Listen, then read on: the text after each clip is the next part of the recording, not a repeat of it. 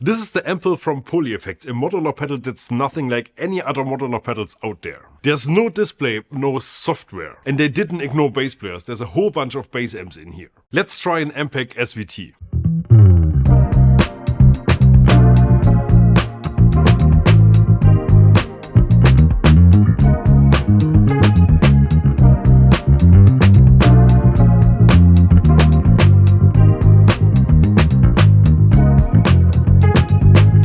Hi, welcome to Bass the World. My name is Gregor Fries and on bass we have my buddy Kai Lemke today playing the Visual Deal Bass the World P-Bass Frodi Poly Ample pedal. This design is really about simplicity. Here's my Quad Cortex. Technically they're living in the same realm, but this has a display and menus that go deeper and deeper and allow you to change the tiniest of parameters. If that's what you want, great, but it's not for everyone. Some players want to enjoy the benefits of this technology but don't really mess with it, and that's where the Ample comes in. Here's a Sun Beta bass amp sound.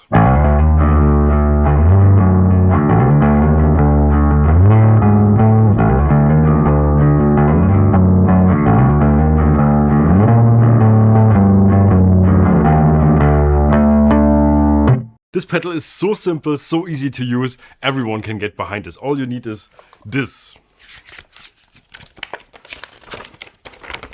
Up here we have 7 amp categories, and on this list you can see what's what. In the bass amp section we have the Ampeg SVT you've heard in the intro, we have an Ampeg Portaflex B15, an Ampeg SVT2, the Sun Beta bass that you've just heard, Orange 8200B, a Gallien-Krueger 800RB, Mesa Voci 400 Plus and a Fender Bassman. We'll show you all these amps side by side in a minute, but first let's explore a guitar amp that sounds great on bass, the Hirod Custom 100.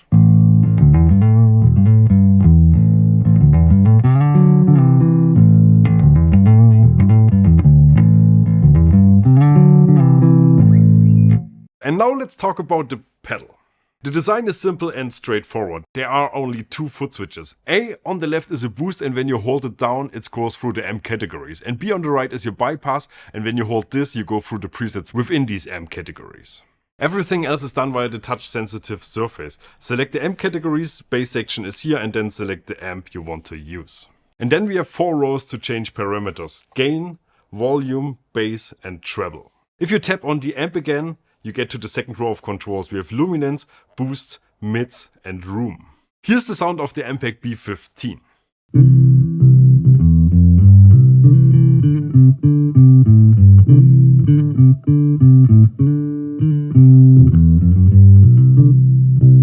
On the back of the pedal we have our in and outputs. Both can be used with a normal bass cable or a stereo cable. There's a USB-C port to load future firmware updates, and finally MIDI in and out.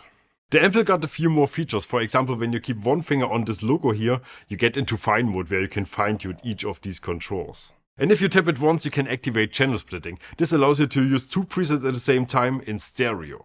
Here's another guitar amp we really liked, the Fender Dual Showman.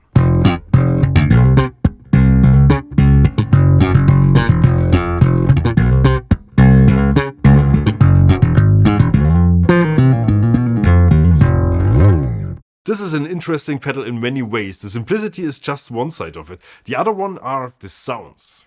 I understand how useful amp sims can be. Guitar players are using them all the time. Unless they play clean jazz, they kinda have to. But this is something that has become more common with bass players too. My only issue is I often don't like them. They're just too much, too big, too bulky. Unless these units allow me to blend them with a direct signal, I personally often don't find them as useful and great sounding as they're supposed to be. The Ample has sounds that seem very direct. There's clearly something going on. The amp end, or I didn't even mention yet, there's one dedicated cabinet with each amp, but it's not overwhelming, not overpowering, no crazy bass build-up that needs to be handled right away. That's what I like the most about this pedal. I promised to show you all the bass amps, so here they are, unedited straight into your ears.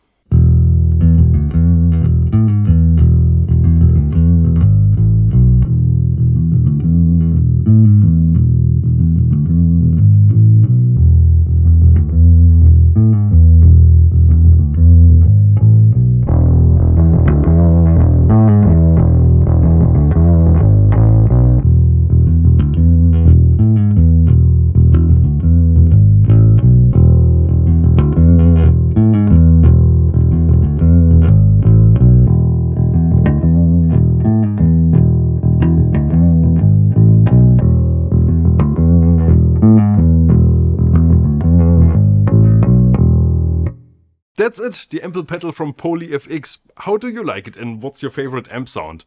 Thanks for watching. Here's another bass video, here's a bass short shop, and here's me saying bye. Bass roll.